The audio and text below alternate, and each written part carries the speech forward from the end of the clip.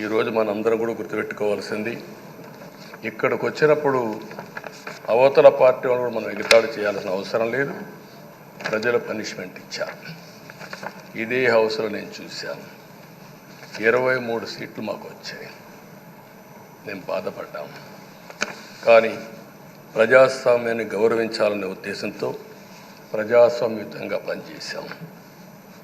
23వ తారీఖు ఎన్నికల రిజల్ట్స్ వస్తే దాన్ని వక్రీకరించి 23వ తారీఖున దేవుడు రాసిన స్క్రిప్ట్ ఇది, మీకు 23 సీట్లు వచ్చాయని మాట్లాడారు. ఇప్పుడు నేను అడుగుతున్నా, కూటమికి 164 సీట్లు వచ్చాయి. 1, 6, 4 కూడుకుంటే 11 వస్తుంది. రాష్ట్రంలో దగ్గర 1631 రోజులు అమరావతి రైతాంగం ఆడబిడ్డలు ఉద్యమం చేశారు.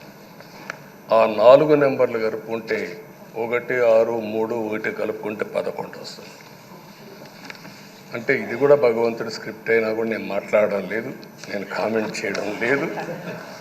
ఈరోజు ఉంటే వాళ్ళకు కూడా అర్థమయ్యేది. వాళ్ళు ఉండకుండా పోవడం అనేది వాళ్ళ పిరికితనం తప్ప ఇంకోటి కాదని చెప్పి కూడా నేను మీకు తెలియజేస్తున్నా.